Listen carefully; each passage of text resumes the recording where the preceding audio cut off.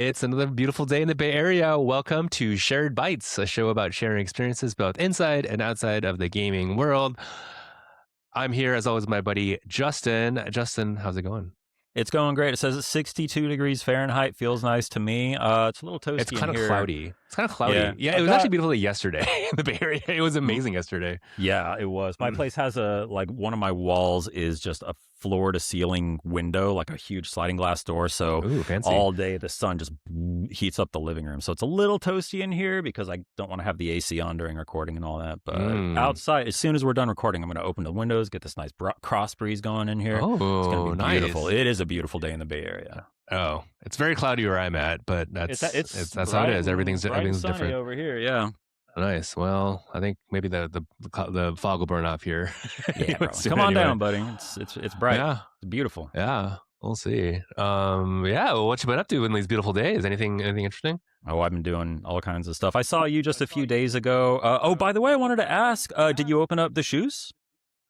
I did. Yeah.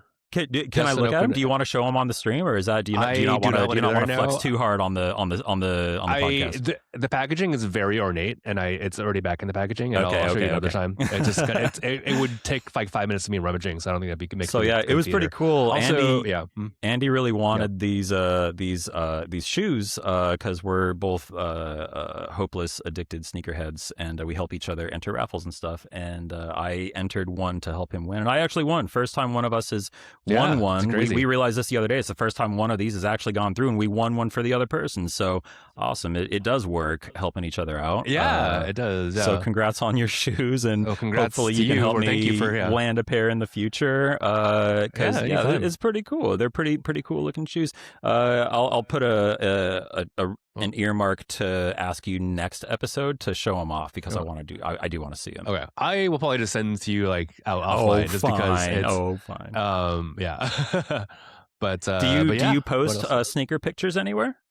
I don't know. I think it's also because I'm aware that sneakers are not cool anymore. So it's more about flexing in real life at events, right? No, it's just more about like just having. I don't know. Sneakers are like kind of interesting because like the reason I wanted these were more because they're like they're for people who are listening now. We're not actually talking about this now. They're the Virgil. The conversation Archives, just kind of went that way. The Virgil Abloh Archives Air Jordan collab. So it's kind of like a retro of the Off-White Air Jordans that came out like 9 years ago now, which is crazy. But for me, it's kind of like that. This is more of like a nostalgia play. And they look cool. They're like kind of these like glacial like. I think the colorway is called Alaska, but they're kind of like a icy white, blue kind of vibe, and they're like the Off-White Air Jordan that everyone's crazy over 10 years ago. But I never really got into the Off-White. Never got on the Off-White bandwagon, so I was happy to skip over that pair, even though they do look really cool. Yeah, they look nice, and honestly, they look more like a work of art than anything. And that's kind of why these came out. These are actually very cool. Like and everyone can look at these online. There's pictures everywhere, but it's really cool. The packaging is really ornate. It's like a lift box that's like almost. It feels like it's magnetic.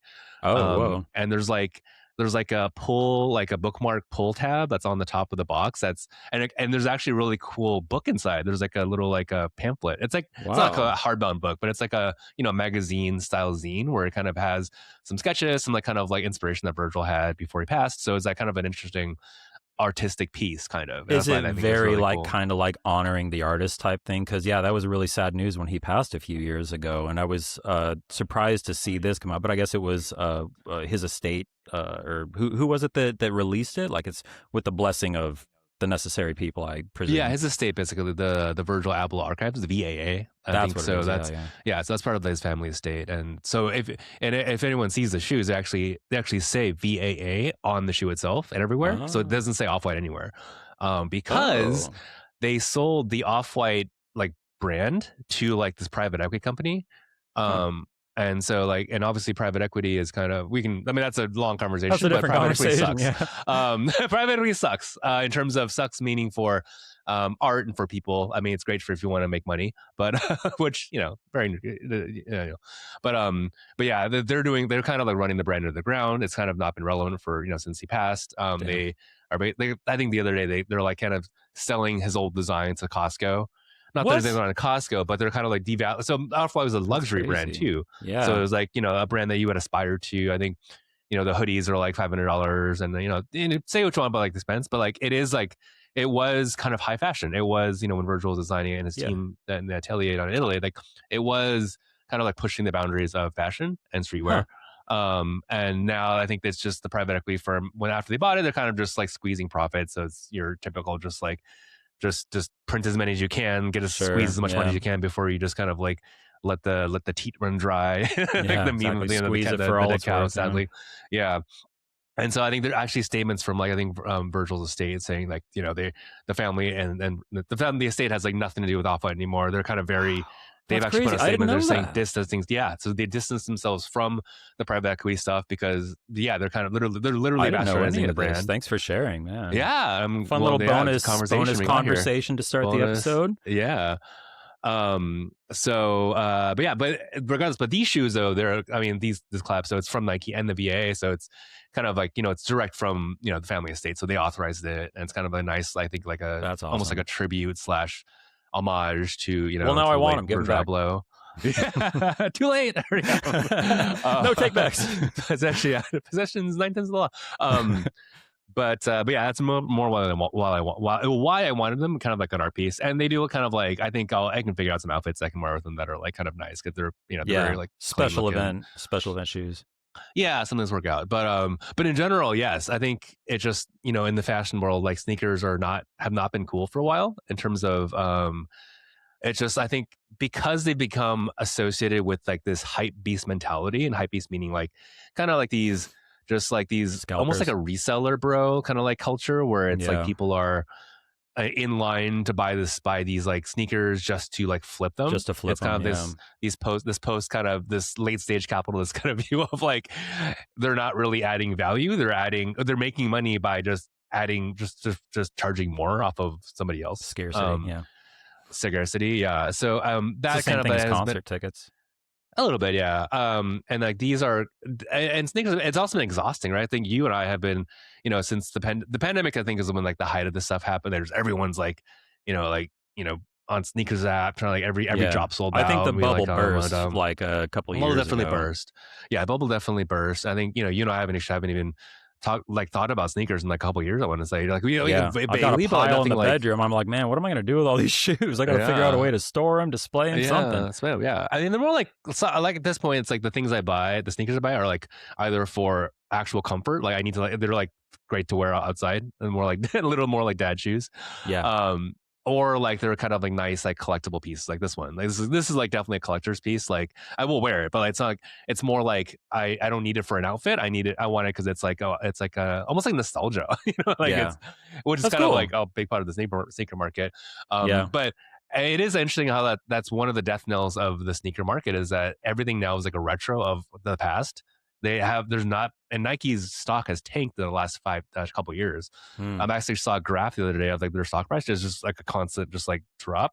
Damn. A lot of reasons for that, but one of the reasons is like they basically kind of again like sucked that the profits dry from like the Air Jordan 1, right? Air Jordan 1, the 3, the 4, kind of the famous Air Jordans. They're kind of they just because reprinted those like Yeah, ad just like nauseum, and at a every certain possible point, combination of colors and materials for those three silhouettes, man.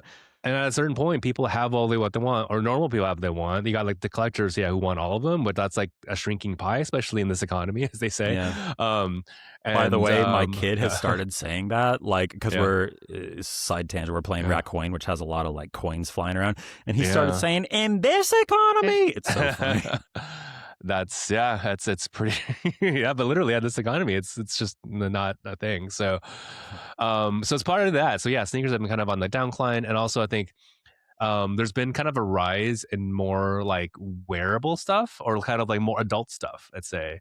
So I think you have the sneakerheads who are like kind of like millennials, maybe early zillennials, maybe early Gen Z, got really into them. But like, hey, like now they're growing up. Like we're a little older now. Like let's say we're like 5, 6 years older. Grown men wearing Jordans isn't necessarily like the most like I don't know fashionable slash kind of like like cool thing to do. You, man. So I think okay, Andy, what shoes should I buy generally now? I just threw away all my Jordans. What should I buy now? I mean, what are you trying to do? What kind of outfit are you trying to make? I think it's I don't made know. more based on the outfit you were trying to like put together. I want to be cool. Um, I think I mean I think last year was like there was like one of the trends was loafers. Everyone was doing loafer, right? Loafers? Really? Yeah. Huh. So there's like this almost like this kind of like I'm gonna use this word and you're gonna laugh. It's called the snofer. It's a sneaker loafer hybrid. So they basically like I think New Balance did this. Hoka, like so Hoka is a big brand now. Obviously, I think I've any seen them like kind of everywhere. Yeah. Should I get a any pair of those? dad. They're very comfortable. I have a couple Yeah. pairs just because they're comfortable. Yeah. They're kind of stuff you would just wear walking on the streets. Cool. Or like just to work out. They're really good like trail running shoes. Yeah. But yeah, so the Hoka and like New Balance, obviously these like dad style, like shoe brands are. So they basically had these hybrids where like the bottom would be like a sneaker, so it's like kind of like a sneaker cushioning, and the top would be like a loafer, right? So Huh. it's like you have like a like it's almost like a leather Business top or casual. like whatever Yeah. it is. And yeah, I actually have a couple pairs because they're actually super comfortable and like Huh. Wow. and they look kind of and to the not discerning eye they look like they're wearing a pair of loafers. Wow. um Is it spelled like SNOAF? I think that's like the slang for them. I don't think they actually call them that on like the Oh yeah. Oh websites. yeah. Look at that. Huh. But you can That's probably funny. see That you is Google some funny. pairs. Wow. Yeah. And I have a couple. I mean, I will wear them because they're like the best if I need to like just slip something on because loafers are slip-ons. They're actually like easy Yeah. to wear. They're very slip-on-y. Yeah. And I mean, you got to put a pair of Dr. Scholl's on the bottom of them anyway. So why not cut out the middleman? Sometimes, yeah.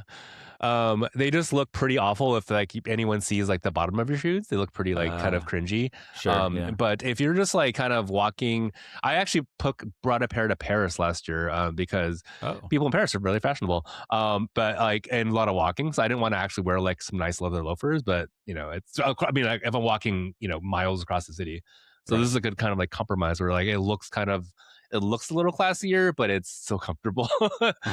And I know there's a lot of people in the fashion world who will just poo poo their nose at the idea of a snowflake. It's like it's so cringe, it's so weird. Sure. But Yeah. Yeah. I think we're at a point It's where kind of like also Crocs a decade or two ago. Everybody was Yeah. like, ew, but now they're yeah. everywhere. Oh, I'm still ew on the crowd. That's disgusting. I still don't like them, Put on but I socks, mean, yeah.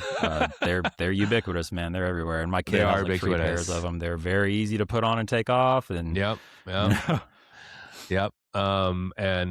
Yeah. So but yeah, so that's something that you can wear. So actually I would say buy a pair of nice loafers, something that's classic. Let's I name her like there's like boots you could wear, but we're in the Bay Area, so there's not really a lot of boot wearing. I want to say like if you're in New York, or the East Coast where there's snow, a lot of different ways you go with boots, right? So sure. Yeah. but yeah, just like nice pairs of there's nice shoes, I think. But it depends on what kind of again. That's then I think in my menswear journey, it's kind of at a place where I buy clothes based on the outfit I'm trying to put together, or like things in your wardrobe that you have holes in. So for me, it's like Well, once I get holes in my clothes, I usually start getting rid of them.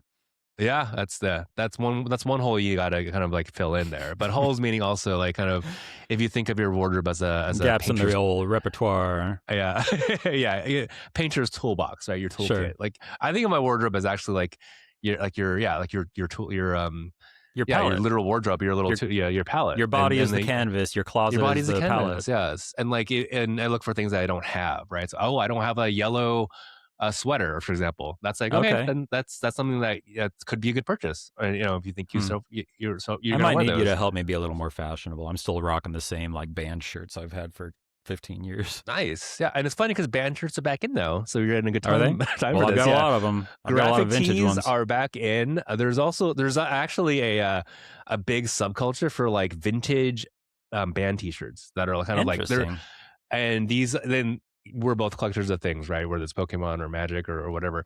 There's people who obviously will pay hundreds and thousands of dollars for like the right vintage T-shirt from back in the day, especially like the 90s. In the 90s, like we got the millennials, Gen Xers that are like, they're older in life now and they maybe have more disposable income, so they're like able to like blow like $500 on like a vintage Beck T-shirt or like a REM T-shirt or something. That's like a thing. If anybody's looking for RX so Bandits T-shirts, I'll sell them to you for $1,000. I don't know. There I you got a go. bunch. Yeah, $1,000. Yeah, RX list those Bandits and on. mini bosses. I have a few of each.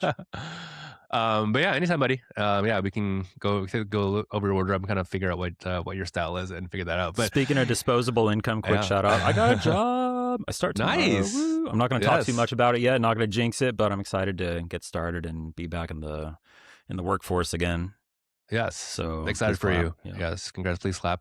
But yeah, excited to hear more about that. And both on and off the pod. Mm-hmm. Yeah. So yeah, well, what else have you been up to? Yeah. And you mentioned So Raccoin. that was one thing so I went to see you to give you the shoes. That's one Yes. thing. Yes. The thing I've been spending a lot of time on these past few days, a little indie game came out called Raccoin.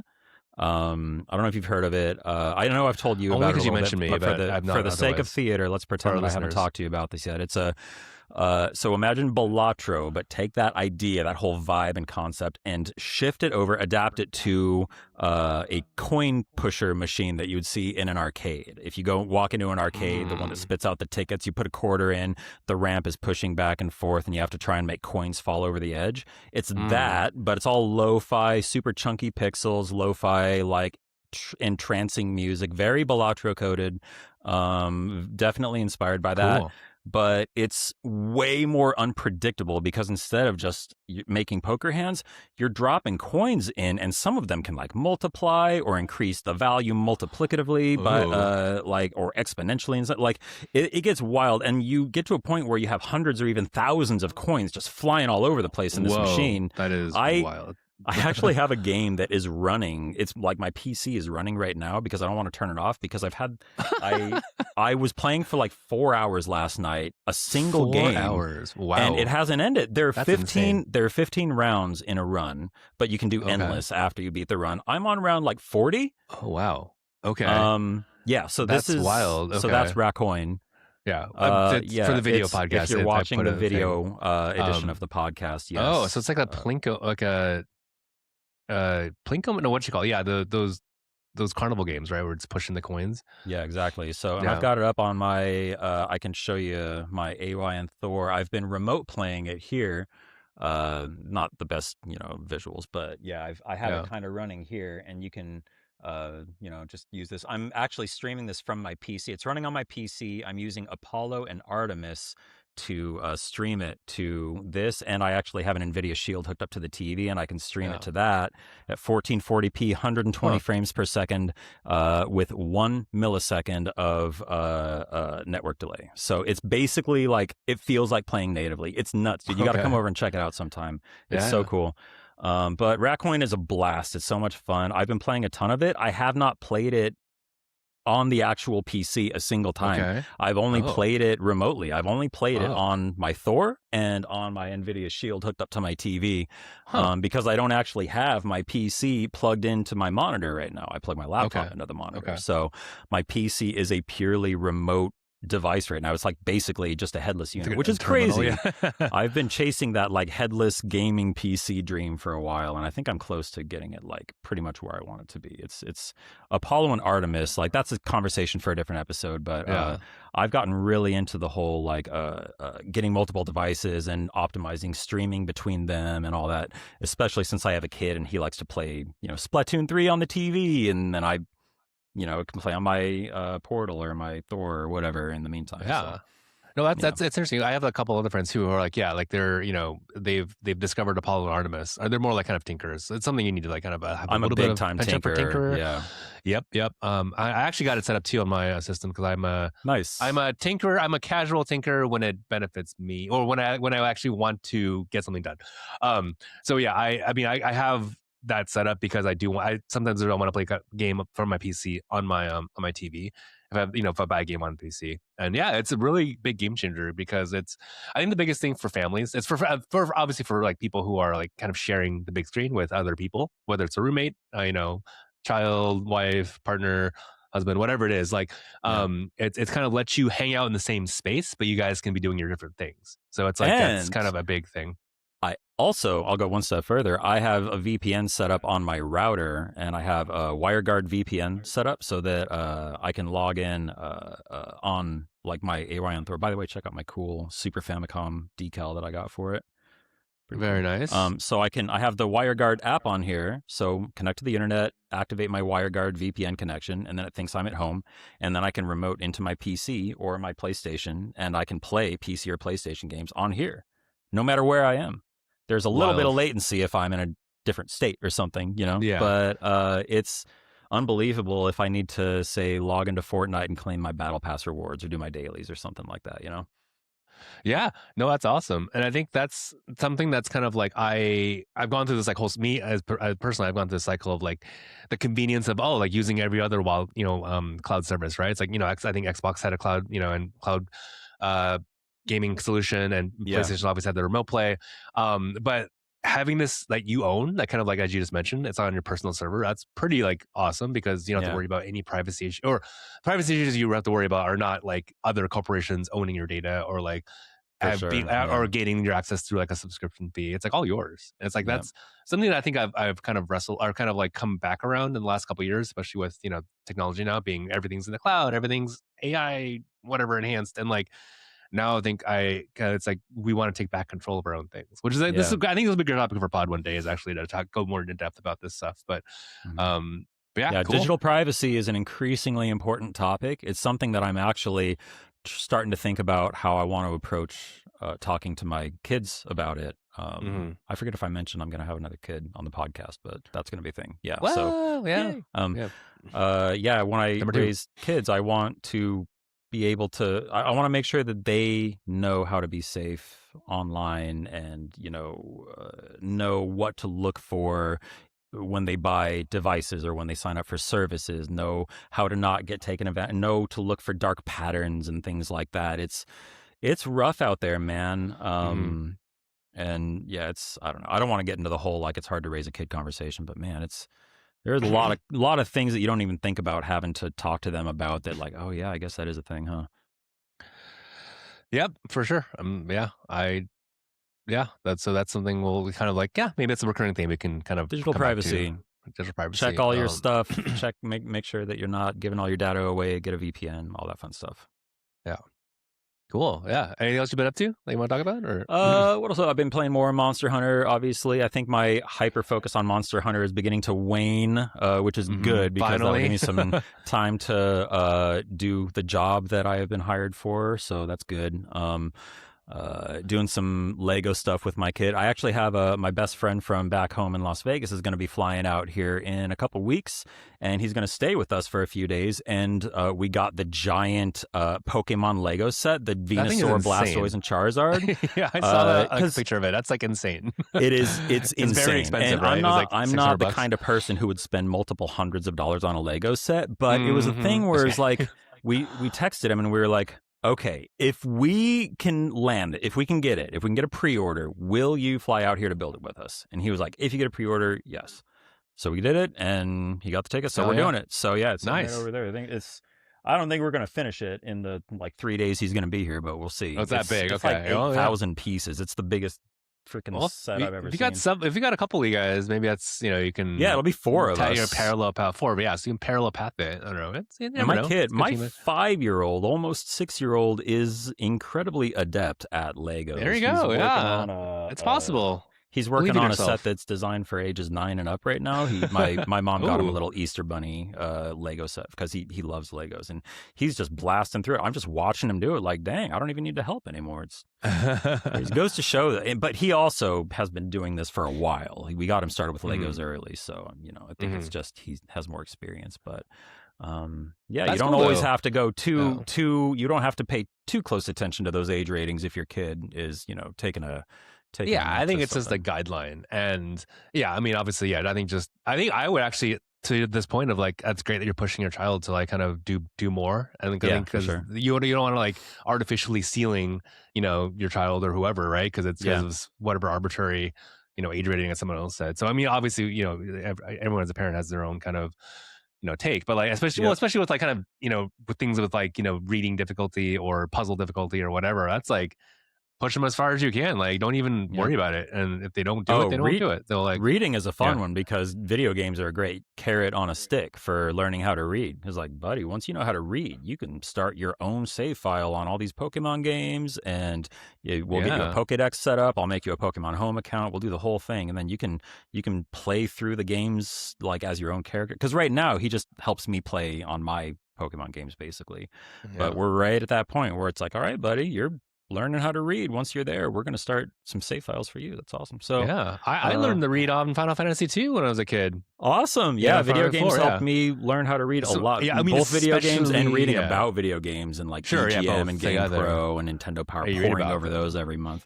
But I remember, yeah, like those RPGs, right? They're all text based. There's Yeah. no, there's no voicing or whatever. So Sink like or that swim, really baby. You helped. know how to read or you're not playing this. Yeah, and as a child, like I was so into Final Fantasy that I actually pushed myself to like I actually wanted to learn kanji to like play Final Fantasy 5 because we didn't get that over here. Wow. That's So I got cool. like I think either I can't remember if we did like a family trip to Japan or whatever, but like I remember getting like I have a strategy guide for FF5 that's Oh, in Japanese because like I cool. wanted to like Do you still have play it? FF5. It's probably my parents' house. I don't have it At your like parents' on house. my Oh, yeah. thing. Yeah, but I somehow go. I'll try to find it. I'll show you. But it was really cool. That's really cool. Really cool. Book and I remember like trying to like internet search up how to read kanji to do it. I didn't get very far, but but I was like, like, I don't know how old I was, like 10, 11, I know whatever it Yeah. was, like I'm young and I'm like, The but the fact that, ingenuity of a young mind, yeah, man. yeah. And I think that's great. That's great for development is like kind of pushing. Yeah. Just push, like, or not necessarily like just capping, I'd say not pushing is not the right word, but I mean, Yeah, trying to meet him where he's at and just Yeah. encouraging him to keep Yeah. exploring the things that he's latching Yeah. onto. I mean, to Like, be fair, I don't think my parents were like, they weren't like, they didn't, I don't know if they knew what I was doing, but they weren't like, they weren't doing anything out of the way, right? They weren't like stopping me, but they also weren't like, like, like pushing me, So it's mm, like, as as your brain's developing, yeah, you will naturally you naturally push against the boundaries of what you have, and right. it makes you want to push past them. So that's really cool. So, but yeah, so yeah, great that Miles is this is for Miles's Lego abilities. Yeah, whatever. That's great that he's already in age 9 Yeah. ability on that Yeah. or more, or whatever that is. I'm taking up a ton of the conversation. Let me shout out one more thing before I toss to you. I want to talk about this band that I discovered called Angine de Poitrine. They've been around for a few years. It's two guys, French but accent. they're rising to prominence right now after a radio station called KEXP did Yeah, a live, Seattle. published a live set with them at some months ago, and it took off. They look crazy. They look like aliens. Their whole shtick is that they're aliens. They're Oh, weird. They okay. wear these polka dot outfits. One of them has a huge like pyramid helmet. The other one wears like a big like helmet, cylindrical like head with a Man? floppy Okay. nose. Like, Wow. and it's just the guitarist and the drummer. But the guitarist has this custom 2-necked guitar. It's a guitar and a bass, and each one has extra frets. So they play the microtones, which are the notes in. So normally you play, whole steps or half steps in between the notes. They're playing quarter steps in between the notes. So a whole, like twice as many notes on this guitar's fretboard, which makes for some really interesting chord progressions they can play with and like a totally different sound. And he combines that all with a loop pedal. So he will, play something, loop it, play something else, loop it, and layer all these different parts together. But then they also are very like, they play weird time signatures. They're very math rocky. So lots of starts and stops and like, oh, wait, I thought I had the beat. Where did it go? Like it's, they're really weird, really crazy. I can't get enough of them. I really hope to catch them live sometime if they come to California. I think they're only playing in Canada right now because they're not huge. It's just two dudes. Yeah, the Quebecois. I just looked them up. Those those are some man. wild outfits. Yeah, the but man, pyramid the head music is and so like good. But they are so good. It's music for musicians. It's music for people who understand music. Like a casual music listener, I don't think would appreciate it as much because it's kind of hard to listen to. Wow, way to insult the casual music listener we have. Well, I'm just saying, like, if you're not down with like constantly shifting time signatures, like throwing you off and stuff, this might not be your jam. But if you like to be challenged when you listen to your music, I guess, then I don't know, maybe I'm putting it wrong, but that's the way I felt when I listened to it. It feels like I'm trying to decipher it. Like I'm trying to decrypt this song and understand it as I'm listening to it.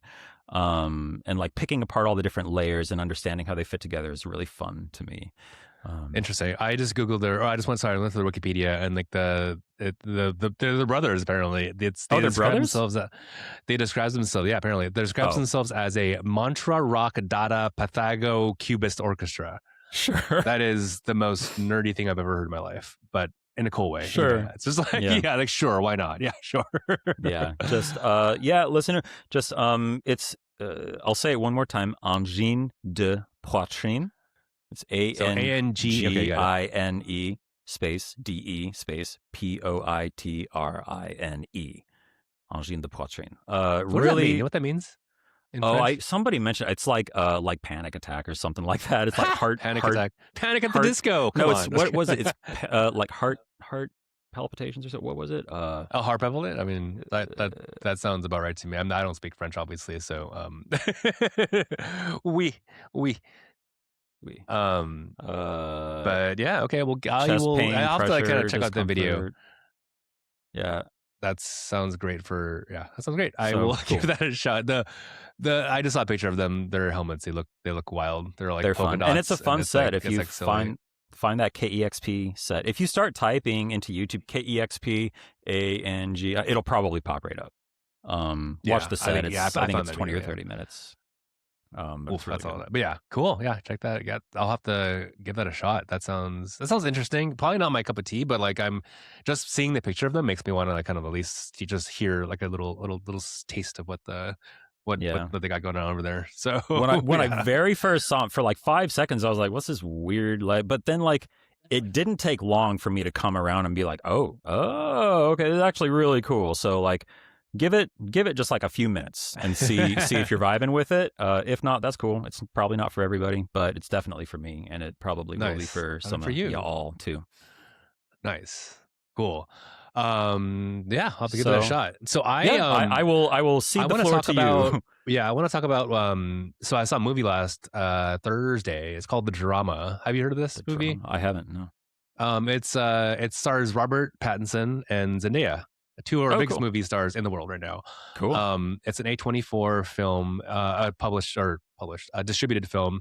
It's from the guy who directed Dream Scenario. I don't know if you remember that movie from last year or a couple years now.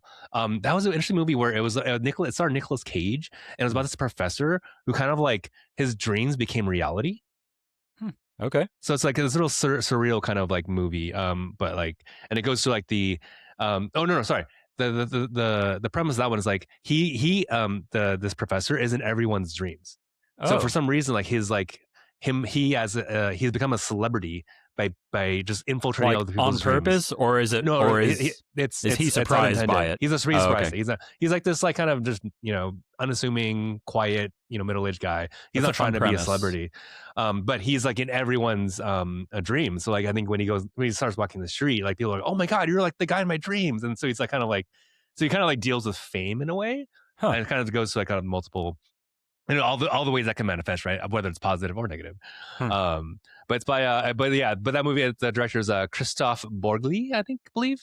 He's a Norwegian, I want to guess, Scandinavian at least. So it kind of like already kind of this quirky kind of vibe to him. Yeah. But this is his next film. That's called The Drama. It just came out on Thursday. Okay.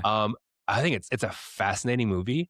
I'm really being cryptic because there is like a reveal in this movie that kind of like frames the whole movie. And I know, Justin, you are a heavily non-spoiler person. Yeah. And I think if anything, this is one of the movies where if you have an ability to go see this sooner rather than later, it's probably for the best because you will be unspoiled by it. That's not to say, so there's a reveal in the film that's like, it's a reveal. It's not like I like the word twist because it's not like it's the movie hinges on this thing. So it's like, and it reveals in the first, it's like the 20 main minutes. Setup. You just like, it's better if you don't know it going in. Yeah, it comes at you more of a surprise if you don't know it. If you do get spoiled, still watch the movie. It's so great because it's not just because you know the premise doesn't mean that make the rest of it invalidated. Okay, I think for me it was just like it's the thing where it's like, oh, if you knew nothing going in, you like kind of that would be a cool thing to be like, oh wow, where's this movie gonna go? Yeah, exactly. So it was really interesting because like as I was watching the movie because I didn't know, and like so this reveal comes at you and you spend the rest of the time like thinking about what you would do in the situation while also processing what they do in the situation, like the characters.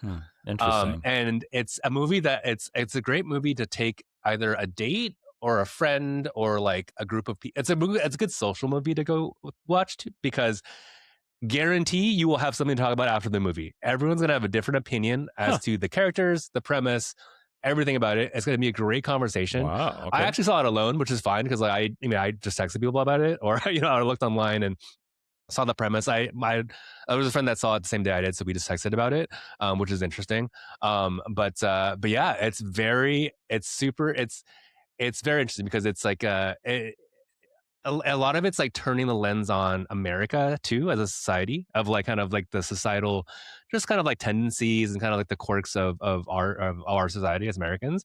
Hmm. Especially because if you know that's coming, the guy who wrote and directed it is European. He's Norwegian. So there's like themes that are like kind of very interesting on that end. And ostensibly, I was gonna say this: the movie is marketed as a rom com, and it is Hmm. funny. It's very funny. A lot of good gags, a lot of good like sight gags, a lot of good like. There's some good funny like gearhead jokes that I think you would appreciate. Just being like, Yeah. we're both gearheads of like, finding like this is like a DJ who has like nice gears, and this is like. And these are like not plot points. These are just kind of funny gags, and they're just like there's some nice like subtlety there. But yeah, it's essentially a rom com about a marriage, or how this couple is about to get married. And they kind of go through that, and with like the maid of honor, like the friends. So it kind of makes you think about things from like all these different angles, right? It's like whether it's relationships with like the person you decide to spend the rest of your life with, like kind of your best friends, and then also like society as a whole. And Huh. so, yeah, it's very interesting, and I'll say, yeah, it'll make for a great conversation. And I'm then you'll very actually know curious. like how where kind of your loved ones stand and whether you want to be friends with them still. Just kidding. There is a right or wrong answer. Well. But the great thing about the movie is like it doesn't really like, and then I kind of wish it said more, but like that kind of leaves a lot of stuff kind of like for the audience to kind of take away their conclusions, what they Hmm. will. Okay. And I think there's a right or wrong answer, but then again, that's the beauty of our kind of humans, is that we all think differently about different Sure. things. But yeah, it did very well. I think it just in terms of business wise, I think it's on track to like kind of I think it opened, 14, $28 million or something. So it's A24's third biggest opening ever. So Oh, that's a big cool. deal, especially with two of our biggest movie stars, and they make the movie. They're really good. I mean, there's a reason why I mean, they're they're both amazing. Yeah. they're both amazing actors. And they're both in Dune Part 3. Oh yeah. Um, but yeah, so definitely I would recommend the drama. I think it's I would say the only thing to like keep in mind is that it's a little more than a silly rom-com. It's not just a silly rom-com. There's a lot of like there's something interesting there, I'll say. um yeah. And so yeah, when there's another movie that came out last week that I think we'll talk about later. I think you saw the Super Mario Galaxy movie, but I think that we want to reserve that for kind of a more spirited discussion. Sure. And I haven't seen it either, so yeah. And then the other thing I wanted to just kind of shout out that I've been doing recently, and this is like over the last weekend, is that I've been reading comic books again. It's like Hmm. superhero comics. Okay. And have you heard of the DC Absolute line? Absolute, like Batman, Absolute, Superman, Absolute, Wonder Rings a Woman. bell, but I'm not too familiar. So they kind of basically kind of reboot's the wrong word. They introduced a new line of comics in 2024, around like September or so. I think the first was Scott Snyder. Scott Snyder is a famous comic writer for Batman. He wrote he's written some big stories. Over the years, he's kind of came back and launched this Hmm. line. And they basically, it's like kind of a new take on these heroes. So again, it's one of those kind of like semi alternate universes where it's like a Okay. completely different setup. So essentially, you don't need to know anything about these characters. I mean, Cool. everyone knows anything about Batman, Superman, and Wonder Woman, but like you don't. There's no like baggage. There's no homework to be done. Yeah, You just it's can it's launch it's right so in. hard to break into whatever the current storyline is. Yeah, exactly. So it's like it's a great jumping on point. It's great, and even it's like it's completely new. But I went ahead and caught up because I read the first arc when it came out in 2024, but kind of like haven't read the rest of them for the last year and a half. And I kind of caught up because I got a free. I had rewards at my local comic store, and I got a free volume 2 Batman of Absolute Oh, Batman. So why not? I'll take awesome. it. And so I finally read that yesterday, and it's really good. I can Yeah. confirm these stories are amazing. There's a reason why people love them. Hmm. I actually saw an article this morning from a couple of days ago that this the Absolute line, Absolute Batman, is like the best selling comic in like decades. It's Really? actually insane. Like I think the number today I saw was 12 million units of Absolute comics have been sold. Holy cow. And this is insane for comic book. I think like every I think right now I think each issue is like clearing like 300,000 copies, which is like kind of the biggest event of biggest event. Like remember like Avengers Endgame, like the stories that kind of made that up. That's Mm. like that level of sales for a comic book. I'm looking up Um, the covers, and yeah, I've seen this art. It looks awesome, striking art yeah, style. I mean, yeah, the art's amazing. It's very unique. And then just to give you like kind of a little smidge of the premise, it's an interesting take on the characters. For example, like Batman is he's not rich. He is just a normal guy, Hmm. who and he is he's actually and it's funny because like the criminals are the billionaires, which is kind of like it's more in tune with the times. Sure. Like he has no money, but he's like he gets money in a certain way. And so it's and he's like out in the very first issue. See, Alfred like is not Alfred's like hunting him because Alfred's like a secret agent for the MI6 or Oh whatever. wow. Do I see him So it carrying kind of a like huge axe? Is that it's a huge axe, a huge bat cool? hammer. But yeah, there's so it kind of like twists some kind of the elements that you may already know and love. Not love is not wrong, but in some elements you may already know. Like Wonder Woman, for example, is she? It turns out she's not from Themyscira or the Amazons. She was raised in hell. She was raised Oh, in the underworld by whoa. Circe. Cool. So like she's like this is leaning into the mythology of like all the goddesses like kind of help create her. But she grew up and she had her childhood in hell, and that's she's like kind of like but it's really interesting because like a lot of the same like heroic and tendencies of all these heroes, like they come out throughout the storylines. So I'm not gonna, I'm not gonna say all the That's storylines, but cool. like you can see like kind of like the ethos of these characters. So it's not. So I think the point is that it doesn't matter where they had their origins from. Like they always kind of end The up the being like core is the like core of the always, characters are yeah. there, and it's really interesting stuff because yeah. And I also kind of on the Wonder Woman thing yesterday as well. I just did a lot of graphic novel reading yesterday. Um, so yeah, I just want to shout that out because it's funny that I think a lot of us don't really read comics, graphic novels anymore. I mean, I read them when I was a kid, and like I think there's like the stigma of them being I don't know, for kids or like they're the funny pages. It's like but I kind of want to encourage people to give it a shot, especially the superhero stuff, which is pretty accessible. It's like kind of big budget stuff, because it's kind of like reading like a TV show. Because each issue, it's like it comes out every month, and there's ends like it kind of progresses for these serialized stories, like these like the Absolute Batman, for example. Like Hmm. every month, there's going to be like a continuation of like these stories, and they run in like kind of like stories of like 6 or so issues, right? So every 6 issues, you kind of get like a little like mini arc, so it's kind of like a TV show where you got like a long running TV show, right? Like Buffy or something, where it's like there'll be kind of a multi part story that comes together, and then Or there'll be like the next one, and the arcs. next Yeah, one. sure. Yeah, story arcs. Yeah, TV is in a different place nowadays, but yeah, but it's cool because there's stuff. It's kind of like in between a movie and a book because like unlike a book, you get visuals, you get some really cool art. So there's stuff that you can like kind of visually see on the page, but it also like unlike a movie though, it kind of lets your imagination fill in the blanks between the panels because obviously it's Hmm. not like a full Right. action, so you can kind of imagine actually what happens between this and this, or you kind of like your imagination is able to kind of run wild a little bit, not And necessarily then just like that's hey the you mark of watch a something real on the stream. talented artist, is being able to lead your imagination with the stuff that they're drawing, and being able to like guide you towards imagining this amazing thing happening without, being able to animate the whole thing. Absolutely, yeah, yeah. And then the other thing, yeah, and along those lines, it's like also a really cool way of like doing something that you would never have the budget for a movie, Yeah, right? These like big cosmic battles or like this like extreme like epic fight that that would not be feasible to do in in live action or even animated, but like sure. in comic form, yeah, you can do that. I mean, so yeah, yeah. So it's kind of throws the it's kind of a new take on these characters. And I'll say this: I didn't know. I mean, ever since I was a kid, Marvel Comics has always been kind of like the industry leader, right? They've had the the market share. They've had like They're the the vast default. amount of share. The default Yeah. because of this line, DC has now overtaken Marvel. Like No for the way. entire year of 2025, it was insane. I saw these stats. They were like of the top 20 comics sold last year, 11 of them were Absolute Batman. Holy Like cow. 11 of the top 20 were Absolute Batman, That's and nuts. I think that the first Marvel book that's cracked the top 50 was the number 20. because Oh it was my like the goodness. only, so the rest of the books were like either other DC comics or other absolute like comics. So like this line is done really well. That's And I was wild. looking at some Yeah. quotes of like, I saw a quote from the guy who's like, who's been writing for, like 50 years for comic books. So he's covered like a journalist. And he said like, yeah, this is like one of the most innovative and fun things that DC's done like ever in the Are history of we? comics. So it's Is like this the very is this cool.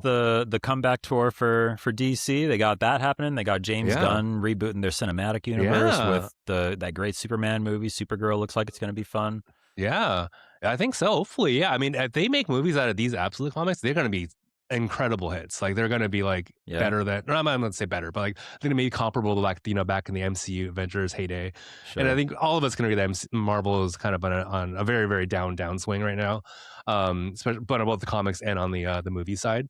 And so yeah, it's. I mean, they've already overtaken them in comics. It's kind of wild that Mm. all the excitement, all like the creativeness is with DC now Wow. because they're taking risks. They're like kind of these stories aren't like necessarily write themselves, but like they are familiar enough that they can grab you, and they're all really well written. I mean, it's like there's one thing to have a good premise, another thing to kind of execute on that for like 2 years, right? So Mm. I think it was really cool stuff. Highly recommend it. Yeah, check them out. I think for you, Justin, you can borrow one of my comics if you want, or one of the books I Sure. got. But if you obviously if I don't know you in person, you can always either go to your local comic book store, check them out, or what I like to do is also go on your public library. So on your Libby, on your Hoopla, I think whatever kind of digital app for your public library, you can always just borrow these digitally, or even in My person. I think wife would some be obviously, giving you the biggest hug right now. She loves the yeah. library. Yeah. No. So obviously, we all pay for our libraries as taxpayers, hopefully. Hmm. So use Support your use the libraries. resources that we have. But yeah, and because comics are not cheap anymore. I think I went and bought an issue of Absolute Batman. I think it was like $5, $6. Which I mean, it's not that Mm. much money, but it's like back in my day, it was $1.25. They've kind of increased the price. Which, given the price of printing and ink now, it's yeah, sure. But yeah, if you're not able to buy them, definitely go to your local. Definitely like check them out on your local library. But yeah, these are really cool stories, and I think I am a big fan of good stories wherever whatever medium they are, right? Whether it's TV, books, movies, video games, obviously. Like there's a lot of great like kind of mediums that storytellers can do their thing, and it's kind of like the more open minded you are about kind of different doing things differently or consuming media differently, reading things differently, watching things differently. I think you're gonna open yourself up to a whole new like kind of like world of cool things that you can do. Yeah. Awesome. Oh Yeah. man, what else we got going Yeah. on? Let's see. So you want to talk about the Artemis launch, right? I mean, you got Yes, I just wanted to give a quick shout out to NASA and the whole team behind the shout out NASA.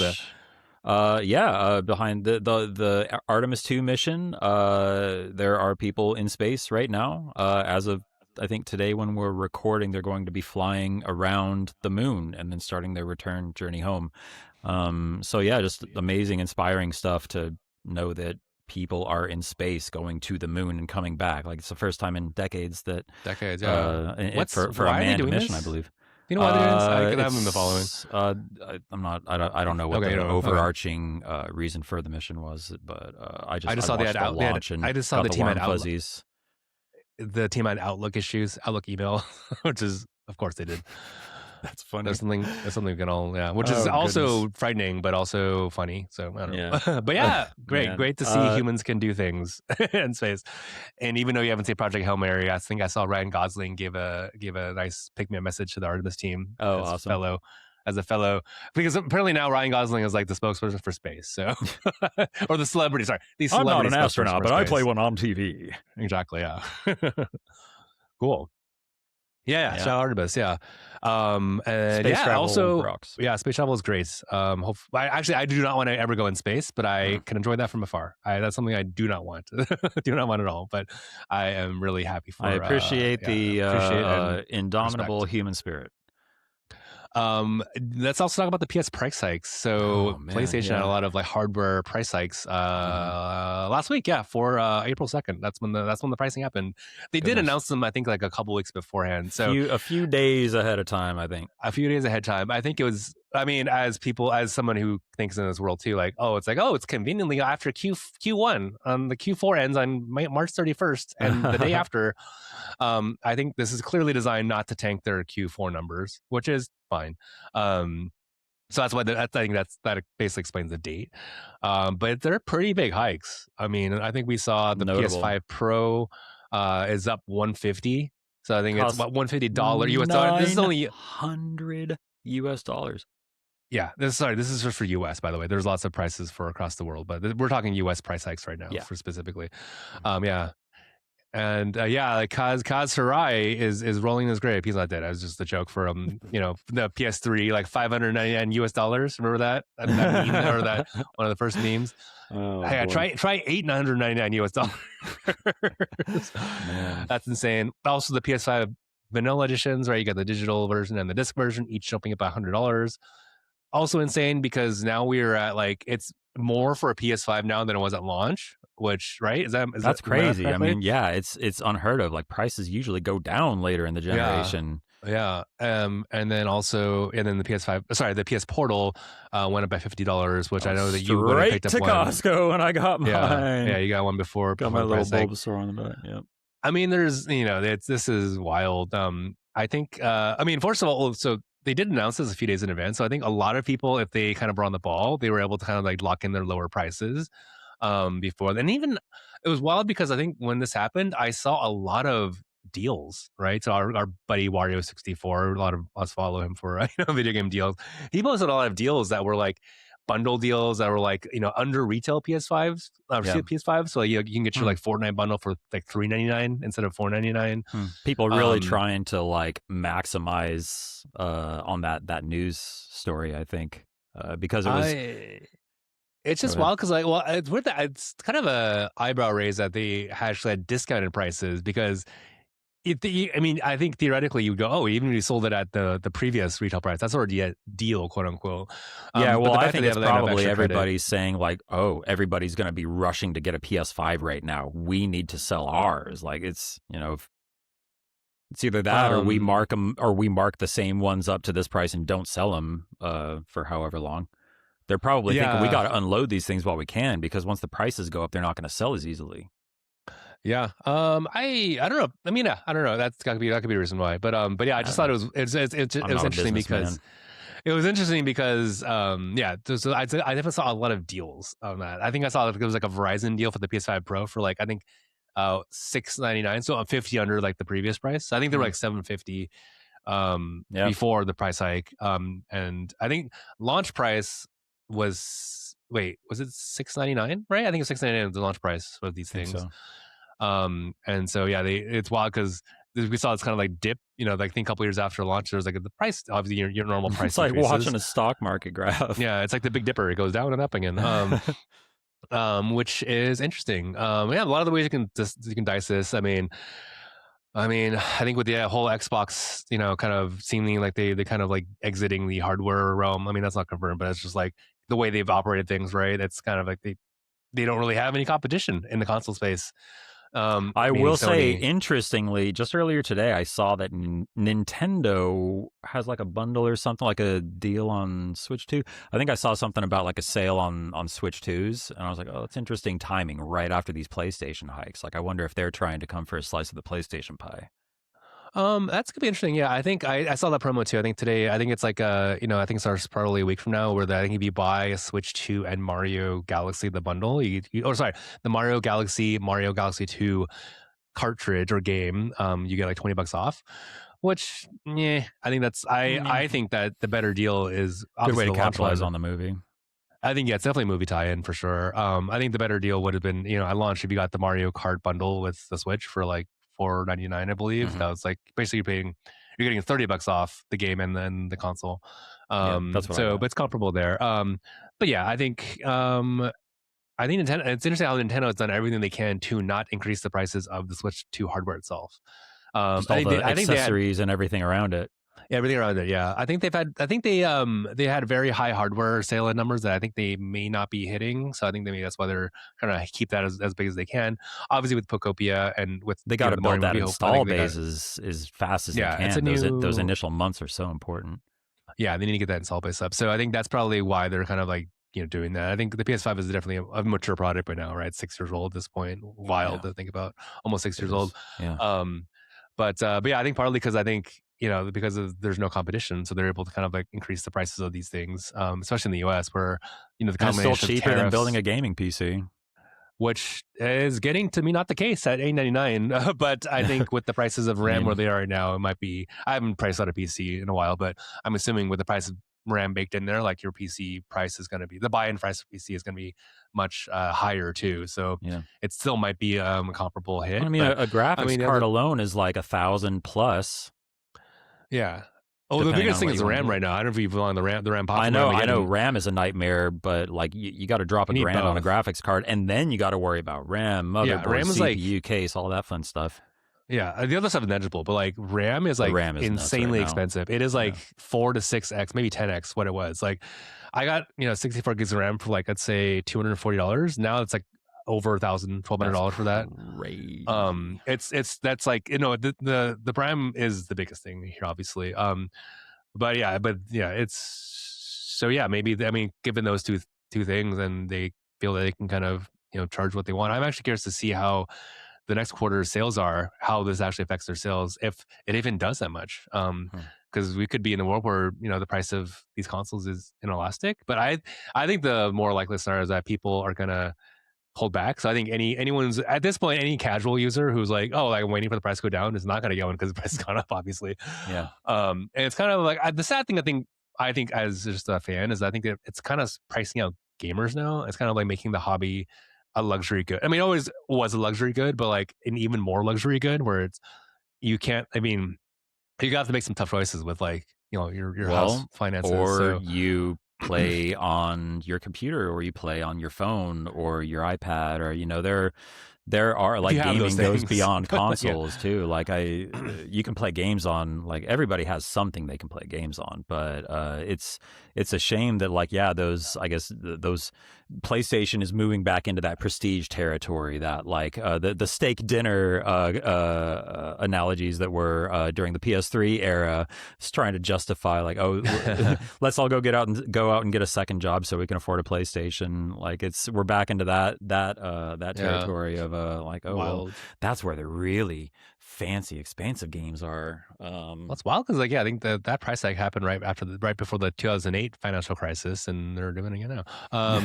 Kind of like the wrong time to do this, but yeah, we'll see. I mean, I think obviously, the question is, oh, how far does this push back the next generation of consoles, right? Because it's given everything that's going on with Yeah, it's the curious. hardware, Yeah. the RAM market, the hardware market, the whatnot. It really doesn't But I feel think like we're as far into this generation as we are. I feel like this generation is time going to wise we go are, but yeah, long.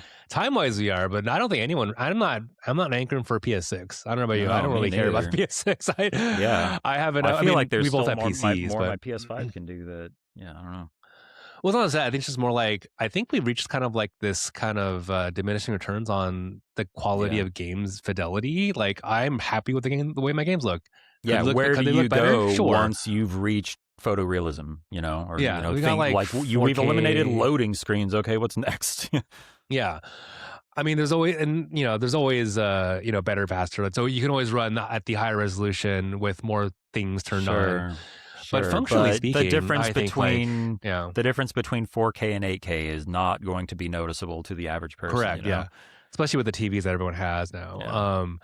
I'd say like yeah, the biggest improvement for me from PS4 to PS5 was not necessarily the fidelity of like the image, it was the no loading, right? The SSD, Yeah. and the high frame rates going up to kind of like locking in a 60 and having that load instantly. That's the game changer for me. That's like the killer. Even 120 app. frames in some instances, which is a rare treat, but I welcome it whenever Yeah. it's available. Oh yeah, I also welcome that too.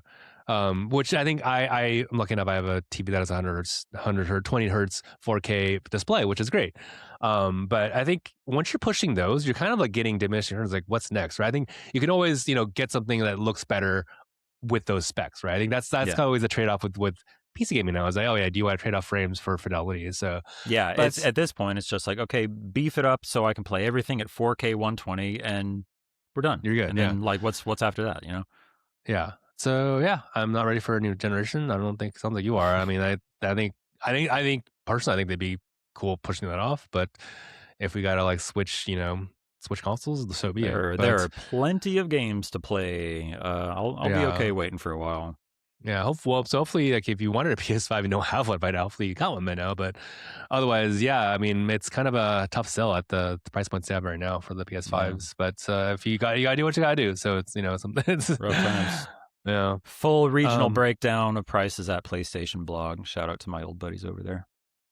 Yeah. Do you want to talk about the Super Mario arbitrary code thing that we Yeah, saw just for Polygon? there's a fun note that you dropped this note in our tracker, and there was a really cool story where for the first time in a very long time, a new glitch has been discovered in the original Super Mario Brothers game for the Nintendo Wild. Entertainment System. They found this playing on I believe it was the Lost Levels or one of the compilation versions, and they were streaming and they crashed the game in a castle, which is not something that usually happens. So they immediately tried to figure out what was going on. And that led to them discovering that they could execute arbitrary code. Arbitrary code execution is a thing that people have been able to do in certain games. You might have seen really crazy videos making the rounds a few years ago of this happening in like Super Mario World, where they stand in a very specific place, have Yoshi eat an enemy on this frame while you're grabbing a mushroom, run over here, hit this block, all kinds of crazy, seemingly arbitrary stuff that they do. But then once they do all of the thing, once they follow this whole sequence to a T, they can do anything they want. They can make crazy things happen in the game because they're basically programming while they're doing all that. They're writing code via the actions of the character in the game and the position of the different items and things. Wait, so the players are?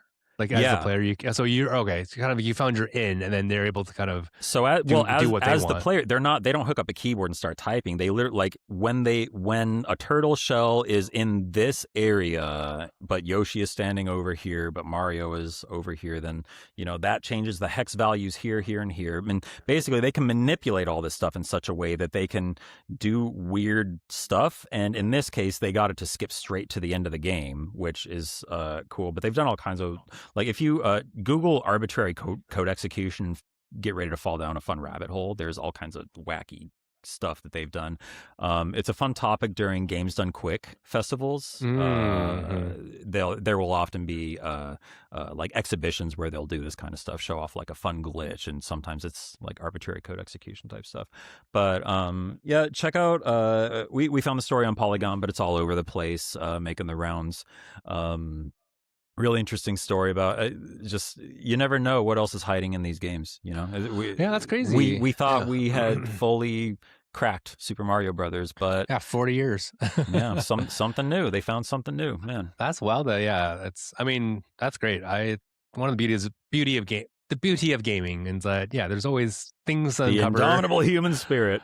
This human spirit, like this is something that I would never do, but I appreciate that it's there. It's kind of a cool, neat little trick, or just cool that people are finding the ways to discover something new and something so old. It's awesome. So, yeah, video games are cool. Yeah, video games are cool. So speaking of Mario, you saw the Super Mario Galaxy movie. That's the full name of the movie, right? Just want to double check the Mario Galaxy movie. I think is what Super Mario Galaxy movie, which is a sequel to the Super Mario Brothers movie that came out in 2023, which is 3 years ago now, almost to the day.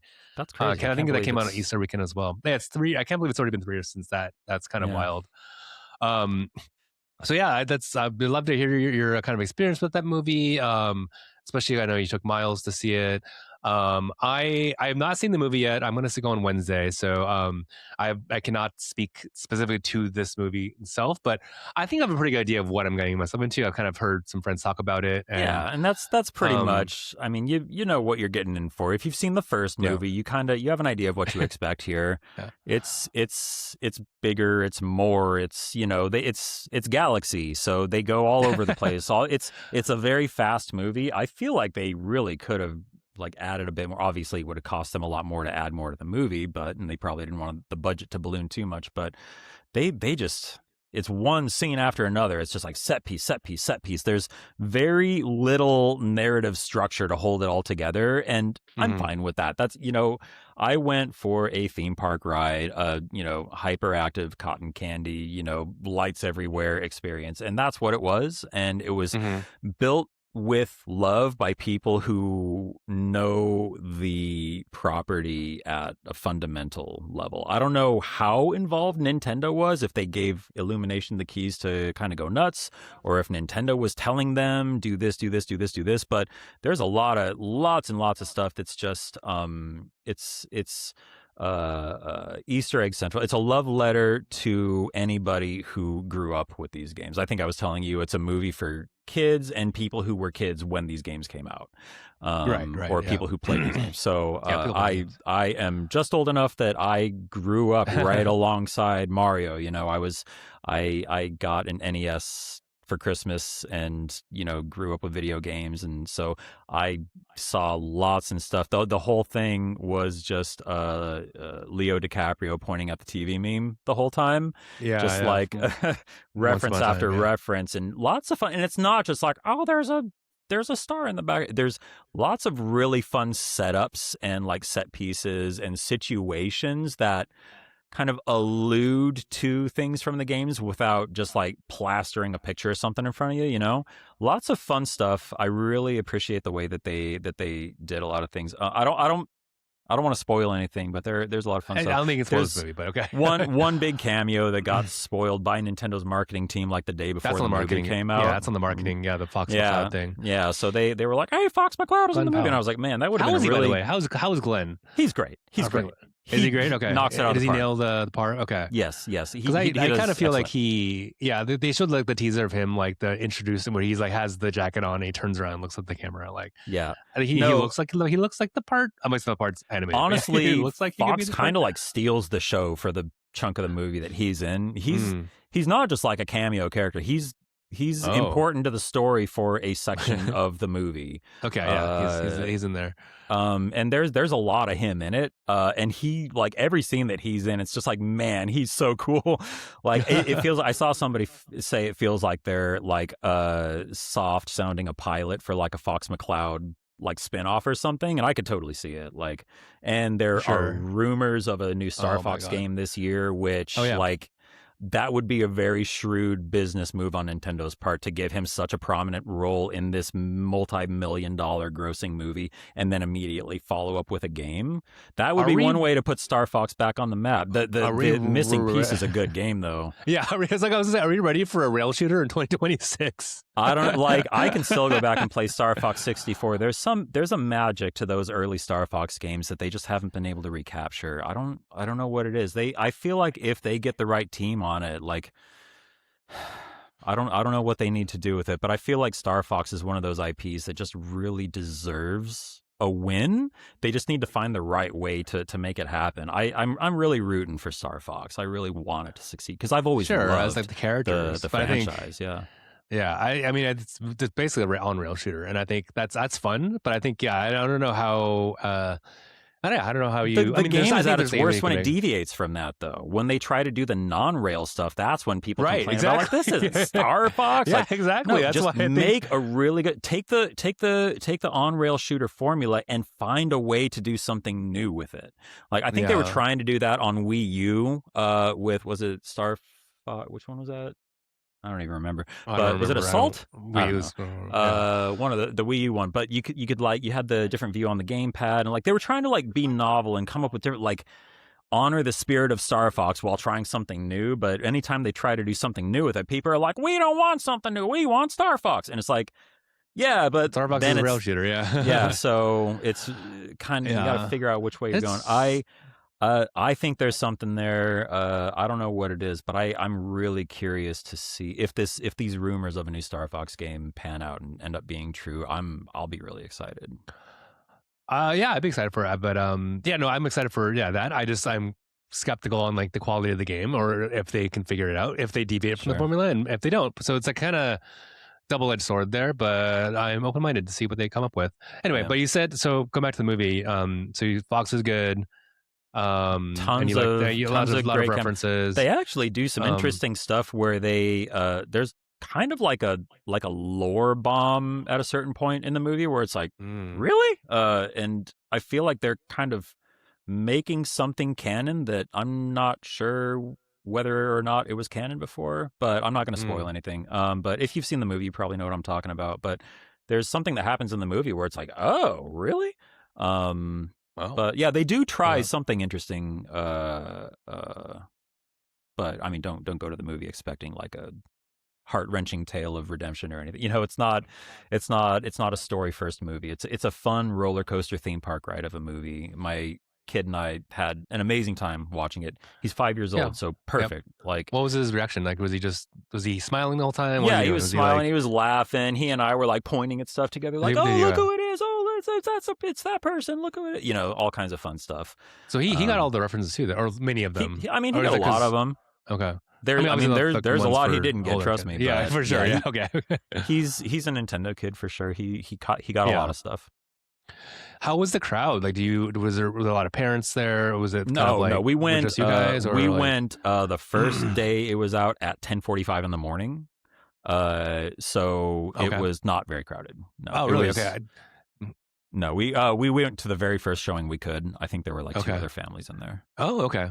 How were they reacting at all? Any like kind of pointing? Any like? And they just say let you? Yeah, there were some kids a few rows behind us that were laughing and hooting and hollering, and it was fun. But yeah, it wasn't too crazy. It was a premium format. We saw it in the Screen X format where it projects onto the walls for certain scenes. Yeah, it's cool, but it's like a full screen. Something I noticed in this movie that I didn't notice when I saw Wicked in this format is that the frame rate was really, I think it's half frame rate on the walls, which was kind of distracting. Was there anything on the walls? If it's 20, was there anything? I think was there anything interesting on the walls? Like, yes, like main characters, whole ass characters. Like Yoshi was on the wall at one point. I was like, shouldn't he be like talking to them? Like, so I don't know if they're cropping it because I was talking about this the other day, and you were like, oh, it's just AI. They just gen AI. And I was like, no, I don't think that's it, because like that's not like they didn't just gen AI Yoshi onto the wall. I think they're developing extra content for certain scenes, or I don't know if they're cropping way in for it or what. But was there anything like? Was there any talking on the? Was there like any main? Did you have to turn your head to face one wall for a whole scene? No. There's I'm never. I'm not trying to ascertain like how. It's always peripheral. It's always just peripheral stuff. But it's not like Gen AI. Just like kind of like the colors match what's happening. It's literally like the scene extends onto the walls. The scene but extends, it's all ancillary stuff. The characters who are talking are in front of you. Are always The action's always in front of you. I'm actually curious. Yeah, I'd love to look up for this movie specifically what they did for the Screen X, because I know in other Screen X movies it's just kind of like it's ancillary. It's kind of like sure, kind of like a take it or leave it thing. So it's just a cool way to increase the immersion of certain key scenes, especially because in this movie there's a lot of flying through the galaxy, stars flying by and stuff, all kinds of really crazy, like colorful stuff. So this is a really good movie for that. I think you said you're going to see it in Dolby, which is a great bet. I love seeing if you can see it in Dolby. IMAX. I think it would look amazing in IMAX too. It's a beautiful movie. Yeah, beautiful movie. So it was great. I had a really fun time. Just know what you're going in for. Know that it's not, a story first movie. Know that you're just going in for a fun time, a romp through a bunch of Nintendo Easter eggs and situations. And it's a great time. Yeah, I am now in the proper mindset for that. I think I watched the first movie and I thought it was a terrible movie only because it was a terrible movie.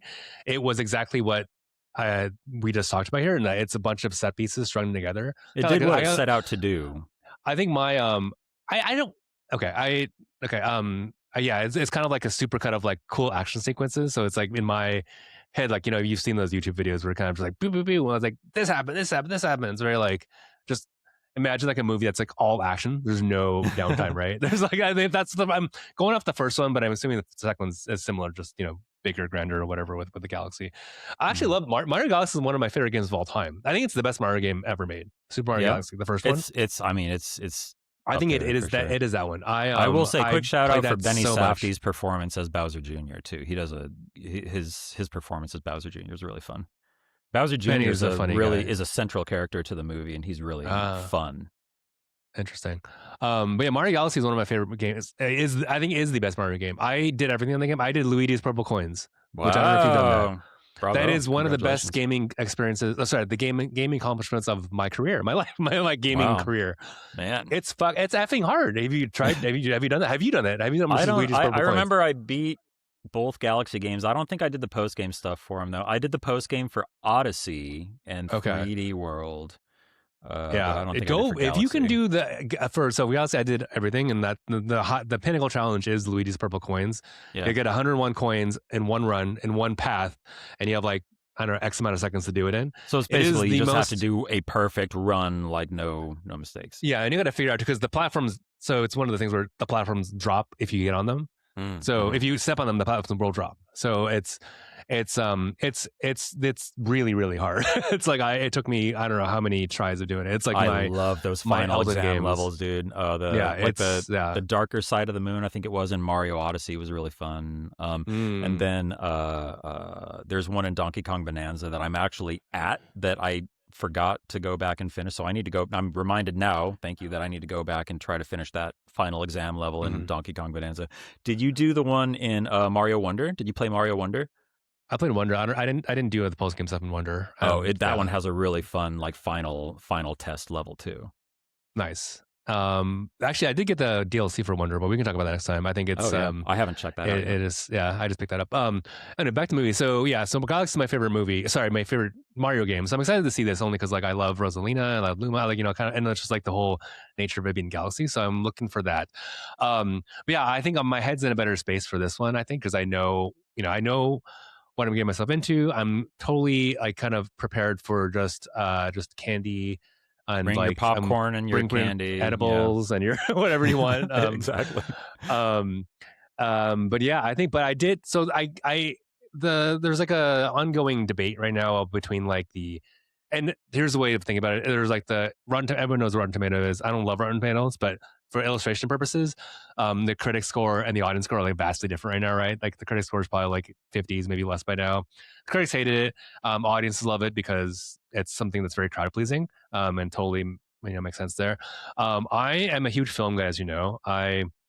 I see over 180 films a year in the theaters. Like I see a lot of movies, and so I have like I'm not a filmmaker, but I've seen enough movies that I think I have a pretty good sense of what makes a good movie or not. And I think, and I watch movies. I don't like to trash movies, as you know. I like to find the good in any movie I see. Usually, there's very few movies that I can go. That's so ass. Um, so this movie, the first Mario movie, I would always tell parents and friends like if you like Mario, it's gonna be for you. It's like it's if you're in the mood for a all action sequence thing, it's going to be it's a lot of good Easter eggs, a lot of good stuff. But it's a very hollow experience for a moviegoer that's expecting an actual movie where there's an actual plot that goes from Hmm. there's three act play. There's no character development. There are barely any characters that are just like not just like who they are. It's like, oh, it's that guy. Yes, it's that guy or that character and who they are. Yeah, Um, it's all just excuses to so put characters in fun situations. yeah, so I just want to like kind of I think what the discussion I want to have is more like I get where the critics are coming from and I get where the audience is coming from. It's kind of like Yeah, hey, I don't fault the audiences for loving this movie or picking their kids. Although there is a point I can make on that. But at the same time, I don't blame the critics for like panning the movie because it is not a yeah, good movie. yeah. It's And I think objectively it's not a good movie, like yeah structurally and like with if you're talking characters about with if you're picking like it apart and deconstructing it it's as a film, then yeah, it's not not good. even But I had a great and I time think watching it. I loved it. yeah, and both things can be true, right? Yeah, This is like something where both they're things can not be true. mutually exclusive. Yeah, You can. I've seen some pretty bad movies that are fun to go to. Right? There's like I had a good time because I knew I was getting myself into. I wanted to go to Dolby Cinema and watch like explosions and like pew pew pews. But I think the thing that kind of is more food for thought is like with the success of this movie, and the movie made like I think over $375 million globally over the weekend. It's a huge wow, smash. I think domestically, I think it's 191. I saw this morning from Deadline, 191 wow. million, which is actually not as much as the first one. The first one did over 200 on the 5-day weekend, but Hmm. it's still a huge global. It's still a huge hit. Um, but I think the question is more like the movie is kind of like a lot of empty calories. It's all sugar, right? And I think the equivalent is like, hey, if we had a meal that was all candy, ice cream, soda, and it's like Yeah, I real mean, I don't kids know if love I it. would go I love it. quite that far, but yeah, like I it's think junk food. that's junk food. It's a junk food like kind of Yeah, experience, and then again, I'm not saying this is if you're a bad person if you like this movie or you have the wrong opinion, but I think that's the argument I think that some of the critics are trying to have, and like I think and I'll have my own take next week after I see this movie. But this is the take I had after the first movie. So second movie maybe the same. But yeah, I mean, it's kind of like going back to the conversation we had about challenging our children, challenging ourselves, like kind of, like go above and beyond. Like this movie is the first movie. I'm going to describe this in the first movie from my sense. The first movie did not do that. It's not trying to challenge you at all. It's kind of just feeding you just like this ADHD kind of like TikTokification of like cool things. Yes. I think that people have dangling keys. It's like, yay, yay, which is like cool to look at. And I love a good, I think I'll like it because I played every Mario game I probably can, point at all the different things. But yeah, if I'm kind of expecting like something to challenge myself or not even just challenge like a good time, because like the examples are like Pixar movies are really good examples that they do both. They're entertaining, they're funny, they're pretty, they challenge both kids and adults. They have, usually have a nice lesson that you can learn from them. There's characters that kind of have, they have things to overcome, challenges to overcome that are kind of like, more to the human spirit. That's something that's, that could be the bar, right? Or the I bar don't think could be Nintendo the Lego wants movie. to challenge anybody. I don't think Nintendo wants to challenge anybody emotionally. Clearly they don't. Yeah, clearly they don't. I think they want people to go into the movie and come out of it with a huge grin on their face. I don't think they want anybody to feel sad coming out of that theater. No one's gonna feel sad. Yeah, I think that it's all in the service of just fun, which is that classic Miyamotoism is just like it's all about the gameplay, it's all about the fun. Story is secondary, and that's one way to approach making a game, or in this case a movie. In this case I think it works at what it sets out to do. That's kind of that's if that was the goal of the filmmakers, that's it. I'll be curious to hear if you think that what it does so well makes up for the lack of a cohesive narrative. I think the ultimate test is that for people. Oh yeah, I'll let you know when I actually see the movie. I think the first one did not. Well, actually, you know what? First one was fine. I will say one more thing. Less sad. One thing I really appreciate about this one is they don't lard it up with a bunch of licensed music. The first one was just like a bunch of 80s hits on loop. Oh, I forgot about that. This one is more original compositions, harkening back to the Koji Kondo originals and all that stuff. Yeah, lots of really great arrangements in this movie. Actually, stunning soundtrack. Brian Tyler knocked it out of the park. Nice. Yeah, I'm looking forward to that. But yeah, I think I think that the food for thought is more like, hey, like can more movies be like, they did both, right? Like the Lego movie was another example of something that has it's really fun, really silly, really beautiful, like kind of in terms of just pop culture. Hey, there's that. And that movie is brilliantly written. It's got some great jokes. It's got great characterization, great like kind of lessons for, character growth for all the main characters. Lego movie famously done by Phil Lord, Chris Miller. They just did Project Hail Mary. Mm-hmm. So I think the bar is there. And I think the challenge is, I think the wish, maybe not the challenge, but the wish is maybe, hey, like can Nintendo do better? I mean, in terms of they can do both. There is a way that we can like challenge our kids, challenge ourselves even to like do both, have fun and like, have fun and also feel things. And it'll be an interesting. Go ahead. Yeah. It'll be an interesting test. The Zelda movie is the Zelda movie. I was just gonna. That's what I was gonna go with. Is that the Zelda movie? I saw. Like I had a friend on Discord who was like, "Dude, this Zelda movie, it could be like Lord of the Rings." I'm like, "Hell, fucking no! It is not gonna be Lord of the Rings." I wonder how hard they're gonna try with the story for the Zelda movie. Because Zelda famously has no story too, right? It's a very threadbare story. Yeah, there's lore in it. Again, all lore, for the sake of getting you into these fun dungeons and stuff. But I feel like that movie is gonna have to have a story. I don't know if they can get away with just an hour and a half of fan service for a Zelda movie. I don't know. I'm really curious because it's live action too. That's going to be live weird. Action. Yeah. And well, that first like still that they had from the movie did not look good. It was like the God of War Amazon meme. It was like, I don't know. I feel like it wasn't enough to form too much of an opinion on. The God of War picture, that was enough to form an opinion from. The Zelda picture, I don't know if that's enough to form an opinion from. Both are, but I think they're out there, so both opinions are going to be formed, whether they like it or not. So they both came out there. I think given what I've seen with. Do you know is Illumination doing that one too? I know it's animated, but is it? So it's just different. Zelda? No, it's live action. Yeah. Okay.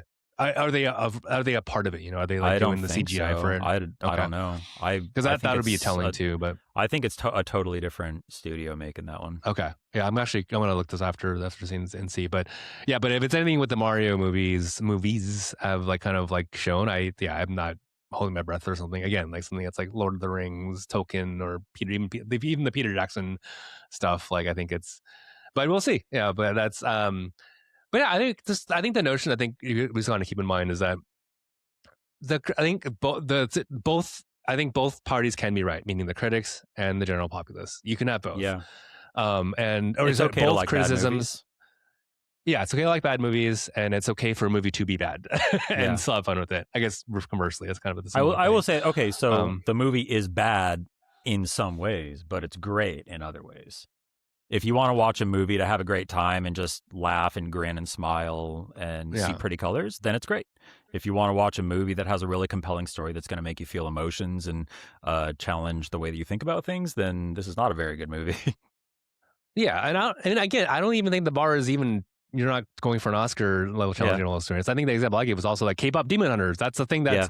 it's a very simple plot, but it's got way more than these Mario movies. So, I think in terms of just actual characterization and actual plot kind of a plot structure, I'd say. I will say Um, there's one narrative thread in the Mario Galaxy movie where I liked where it was going, but I don't like where it ended up. I'll tell you more about it after you see the movie. But okay, yeah, I thought I was really encouraged by kind of some development that a certain character was getting, but hmm then they just kind of like decided to not continue with that development, which was kind of disappointing. But yeah, I'll talk more checks about out. it in a future episode or Checks something. out. Yeah, we can Yeah. catch up real fast. Maybe we can do like a kind of a check in on how well the movie's doing in a couple weeks. But yeah, cool. Well, I think there was one topic I wanted to kind of maybe tease for next time. Maybe we can as a thought starter, because we're running out of time here. But it's the notion of like a gaming food pyramid, and I think I brought you up this morning because I do want to like delve deeper into this, like I because I love was the like, this idea. is clearly this is like a shower thoughts kind of thing where it's like, oh, like I'm just thinking about the ways and reasons why I play different games, right? So You it's need like, 4 to 5 you know, servings of JRPGs yeah, for JRPGs, and you gotta like make sure you have a good base because that's going of to take cozy up the games. bulk of your gaming time. Yeah, JRPGs or so. I mean, maybe you can start thinking of like different buckets. So like, yes, sometimes I want to be in the mood for big sprawling story that has really good characters and JRPG. So I want to like hang out with the kids in Persona for like 100 hours. Then maybe that's the kind of itch that I scratch. Another kind of like gaming food group might be, like cozy games, right? It's kind of a brain off, kind of feel good, just like kind of just maybe go to bed, kind of like stuff. And the other one might Or be the opposite, like brain on brain teasers, like puzzly yeah, short form puzzle type puzzle. stuff.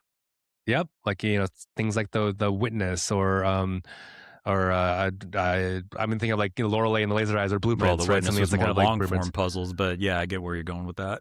Yeah, or just like exercising your brain, or even like super Yeah. challenging games, right? Like obviously you're from software games, Elden Ring, Bloodborne, Yeah. whatnot. So kind of like more aspirational games. These are kind of like the games you want to like do when, again, we're talking about challenging ourselves in this episode. Like kind of you want to like push against like your limits of like your skill or your kind of like spell crafting or whatnot, or maybe something more competitive, right? So this is where your PvP games are. Like you go to the marathon, you go to Fortnite, Counter Strike, whatever kind of mode you want to get, where you're kind of like you're really on. Like this is for esports, kind of like sweatsicle time, where you're like there, and it's yeah, and like that's I think we'll probably try to like come up with stuff. We should probably think of some other stuff we can other examples of the food pyramid. I'd love to discuss this and see kind of where we can land on in terms of can we get to a food pyramid, or we got like the different food groups? Is there anything like we can talk about? Because I think it's interesting to first like come up with that concept first, and then the second step is also just to kind of like look at ourselves, right? And what is our diet made of? With your diet's different from mine, just we're different people, right? And that's totally fine. But like just hey, like what are these kind of like, well, how does the kinds of games you eat or consume kind of I am shape you morbidly as obese. a gamer? Yeah, if you all you play is, I don't know what's the equivalent of like the Mario movie, like just all candy. I don't know, Yeah, maybe like I've played 40 platinum hours of games. Raccoin in the last 2 days. That's There you go. That's I'm about to go yeah. into a diabetic coma. Yeah, there you go. Yeah, or like ball or something. I don't know. Where it's just like we were just like just explosions of coins and dings and jingling keys and like all that stuff. You mentioned the witness, and that reminded me of a really cool, just random thing. Did I ever tell you that you can hear my name in the witness read out loud? No. Yeah. This is crazy. By What, Ashley Johnson, no less. Okay. So there's I forget how to do it, but there's a secret thing you can do where you can find a room that has an interactable object, and if you interact with it, that object is the credits of the game. And there's no text, it's just a voice log. So it's Ashley Johnson reading the credits of the game. Oh, and, interesting.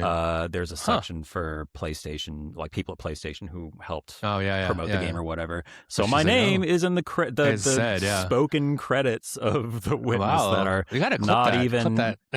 Yeah, I got to remember how to get to it. But it's totally like a secret, like cheat Easter egg thing. Like it's not even like in the game. You have to go looking for it to find it. Yeah, but you don't have to execute any arbitrary code to do that, right? Don't got to hide any Koopa shells behind bushes or anything, no. Man, yeah, I never actually, I think I was like one trophy off the platinum for the witness, and it was like the last thing, it was like a silly one that I couldn't get. And I was just like, you're probably the one I don't know. I think there's only... There's very few, but there was like one that's like post. I did everything in the game except for the one thing. I was like, that is my proudest platinum. My proudest gaming accomplishment, I think, is getting the platinum in the witness with no guides or anything. I actually played the whole game months before it came out. Story for another episode, but I didn't have the luxury of being able to look up guides because I was playing it pre-release. So I am proud to say that. But then I didn't platinum until after release, but I still didn't look anything up. Sure. Yeah. Proudest gaming accomplishment, man. What a sense of pride and accomplishment I felt after beating that game, man. Very cool game, I think, yeah. But just the game itself specifically, only the game itself. We're not talking about the developers or anyone else. But yeah,